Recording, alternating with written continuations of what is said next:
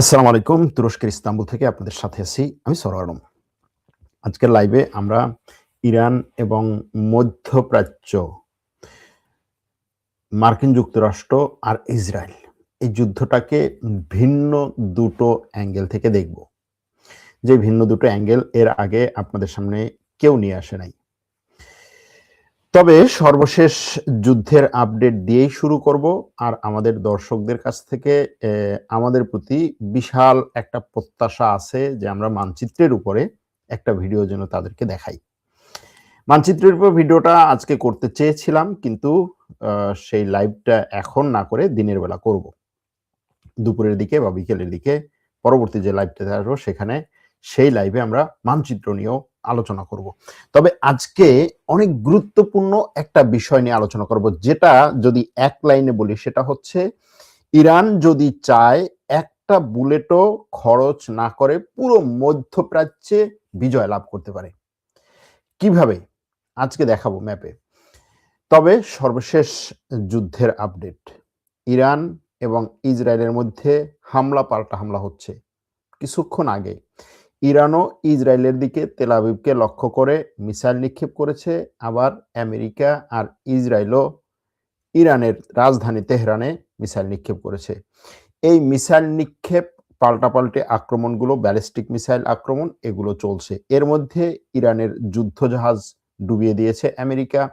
আবার আমেরিকার যুদ্ধজাহাজে আক্রমণ করেছে ইরান। আক্রমণের পরে যুদ্ধজাহাজে আগুন ধরে গেছে। ভূমধ্যসাগরে ইউরোপ থেকে কিছু যুদ্ধজাহাজ পাঠানো হচ্ছে ভূমধ্যসাগরে। গতকালকে বলেছি তুরস্কের দিকে ধেয়ে আসা একটা মিসাইলকে ভূপাতিত করেছে ন্যাটো। এটা নিয়ে ধোঁয়াশা আছে যে মিসাইলটা তুরস্কের দিকে এসেছিল নাকি সাইপ্রাসের দিকে যাচ্ছিল। তুরস্ক বলতে চাচ্ছে যে মিসাইলটা সাইপ্রাসের দিকে যাচ্ছিল। ইরান বন্ধু রাষ্ট্র, এখানে আমাদের দিকে মিসাইল ছুড়বে না। আর ন্যাটোর কথা হচ্ছে না, ইউরোপের এবং আমেরিকার, ন্যাটো এবং আমেরিকার কথা হচ্ছে যে না, এই মিসাইল তুরস্কের দিকে আসতেছিল, আমরা এটাকে ঠেকিয়ে দিয়েছি, সুতরাং তুরস্ক, ইরান তোমাকে টার্গেট করতে পারে।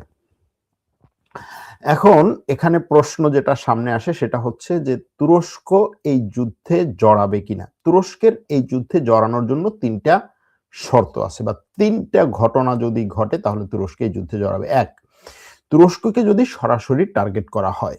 দুই, যদি কুর্দি সশস্ত্র গোষ্ঠী, বিশেষ করে পিকেকে কে যদি অস্ত্র দিয়ে, ট্রেনিং দিয়ে ডাইরেক্ট সহযোগিতা করা হয়। তিন, যদি তুরস্কের সীমান্তে ব্যাপক পরিমাণে এই যুদ্ধের উত্তেজনা ছড়িয়ে পড়ে। এখন এটার উপরে হিসেব করে আপনি দেখবেন যে কি ঘটছে, কোন দিকে যাচ্ছে, তুরস্ক যুদ্ধে জড়াবে না না জড়াবে। এখানে আমি একটা সূত্র দিয়ে দিলাম।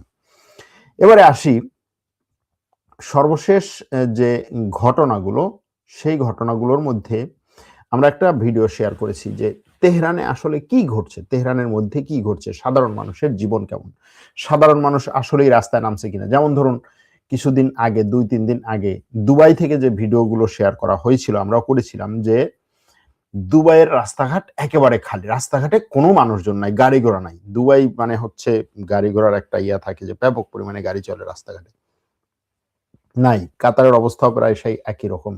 পুরো আরব দেশগুলোর অবস্থা ওরকমই ছিল যে রাস্তাঘাটে মানুষজন নাই, একটা ভীত পরিস্থিতি। ইসরায়েলের তেল আবিবেরও পরিস্থিতি সেরকম, সেখান থেকে সাংবাদিকরা ওরকম